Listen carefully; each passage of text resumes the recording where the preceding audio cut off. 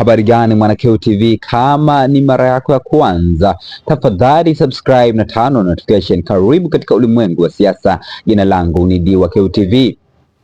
Ni jambo la kushangaza mpaka sasa mahakamani, mpaka muda huu wa mawakili wa serikali hawajatokea, yani mawakili upande wa jamhuri bado hawajarejea kwa ajili ya kuendelea na kesi ya uhaini ambayo inamkabili mwenyekiti wa Chama cha Demokrasia na Maendeleo Chadema, Mheshimiwa Tundu Antipas Lissu. Moja kwa moja na soma kile ambacho kinaendelea katika Mahakama Kuu ya Tanzania, masjala ndogo ya Dar es Salaam. Jambo la kushangaza mahakamani.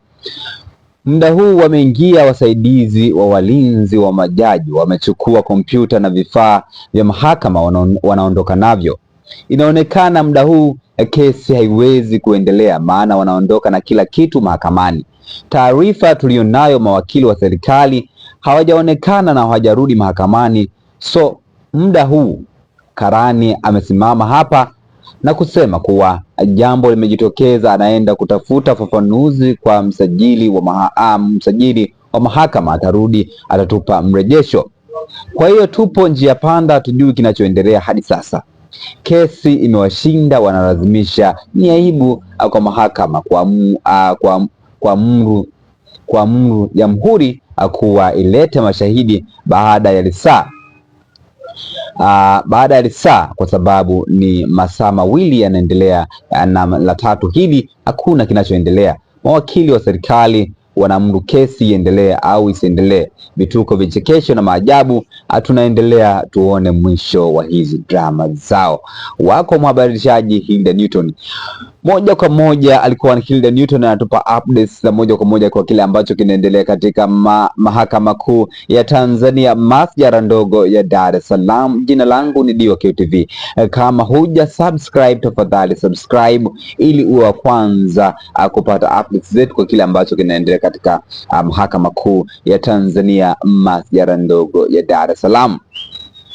Maoni yamekuwa ni mengi kweli katika eneo la kuandika maoni hapo. Pasi na kupoteza muda, nataka nipitie maoni mawili matatu nione watu wana maoni gani kwa hichi ambacho kinaendelea katika Mahakama Kuu ya Tanzania, masjala ndogo ya Dar es Salaam.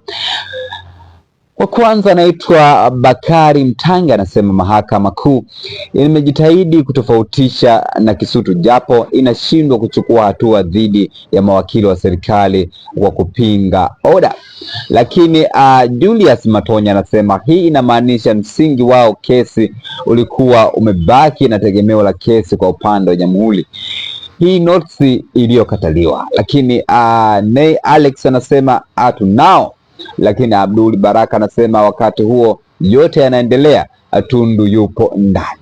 Lakini JP anasema yaani tupo pamoja mpaka mwisho, endelea kutujuza dada yetu. Lakini Nesta Nelson anasema wamefulia wenyewe. Lakini hadithi anasema ametukana kidogo, siwezi kusoma. Lakini John anasema Mungu yupo upande wa wanyonge, hajawaacha na chozi. Lakini Julius anasema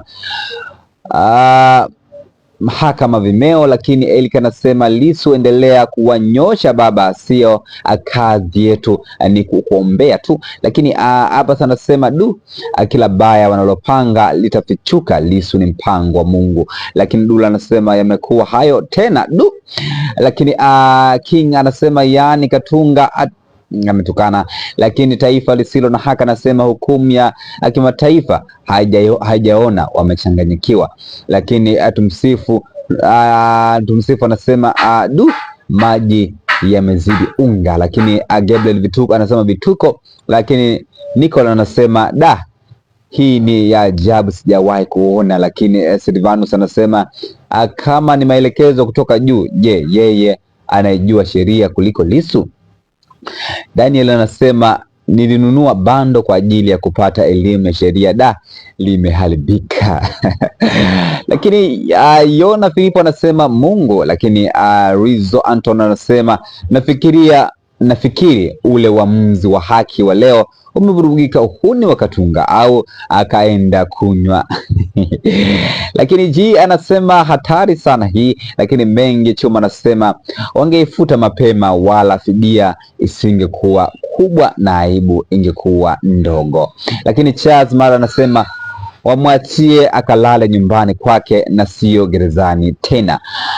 Uhabari gani Mwanakeo TV? Kama ni mara yako ya kwanza, tafadhali subscribe na turn on notification ili uwe mwana chama wetu wa Keo TV tunakotoja katika masuala ya kisiasa. Bye bye.